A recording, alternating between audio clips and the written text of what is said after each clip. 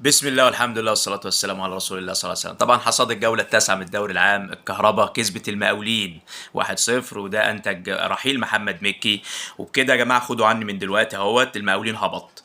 مبروك الثلاث نقط للكابتن رضا شحاتة، وأنا كنت قلت لكم استمرار الكابتن رضا شحاتة مع الكهرباء هيعمل المفاجأة وهيقعد في الدوري. كمان المصري بيخسر من بتروجيت. مبروك الثلاث نقاط للكابتن سيد عيد، هيساعدوه إنه يقعد في الدوري العام السنة دي. بتروجيت خساره للمصري يا جماعه. انا عايز اوجه كلام المستر كامل ابو علي بسرعه كده. لازم تمشي نبيل الكوكي، لانه بان ان هو مش مدرب في بدا بقى لما الفرقه بدات تعيش معاه، لانه عنده لعيبه كويسه جدا، واللعيبه هي اللي بتكسب الماتشات الاولانيه.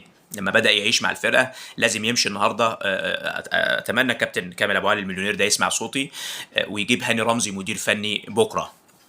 هتبقى النتائج افضل من كده، والمصري هينافس وهيبقى فريق قوي جدا لانه عنده سكواد قوي جدا. كمان في تعادلات حصلت. مودرن بيتعادل مع فاركو، مبروك النقطه لكل الفرقتين. دجله برضو نفس الكلام بتعادل مع سموحه. الجونه بتتعادل مع سيراميكا، مبروك النقطه للجونه. سيراميكا طبعا بتخسر لان 3 نقاط، لان عندها علي ماهر وعندها سكواد قوي جدا.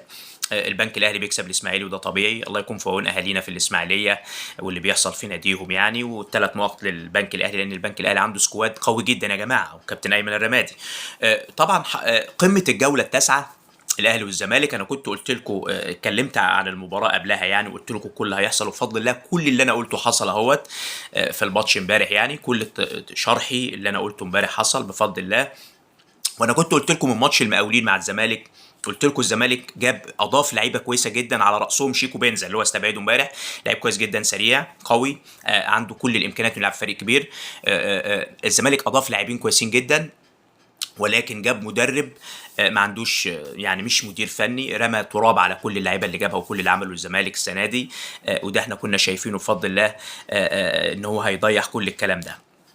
الاهلي بيكسب 3 بونت امبارح من الزمالك. كابتن عماد النحاس مبروك يا طيب. الكابتن عماد اكيد ربنا بيوفقه، رغم ان هو بيشتغل غلط وبيعمل اعتبارات للعيبه زي بن شرقي زي بن رمضان، المفروض ما يلعبوش. ولكن هو طيب اكيد بيشتغل اهوت وربنا بيوفقه. وانا عايز اقول للناس ان الشباب يعني والناس اللي بتشجع، 3 نقاط يعني، لسه المنافسات لسه بدري جدا يا جماعه. الاهلي والزمالك وبيراميدز اللي هم المفترض بينافسوا قريبين جدا من بعض يعني. لسه ال3 نقاط ما ياثروش. الاهلي هيلعب ماتش قوي جدا مع الكهرباء. الكهرباء هتشوفوها هتقولوا ايه ده الزمالك، ده الزمالك ما قدرش يعدي نص الملعب. وده بسبب المدرب يا جماعه، وده انا قلت الكلام ده كتير، لان هو بيلاعب ناصر ماهر. ناصر ماهر مش لعيب الزمالك، والناس بتشوف الكلام ده انا بقوله من اول ما جه ناصر. كهرباء الاسماعيليه لو ما اتظلمش هيعمل ماتش قوي جدا مع الاهلي. وشكرا والسلام عليكم.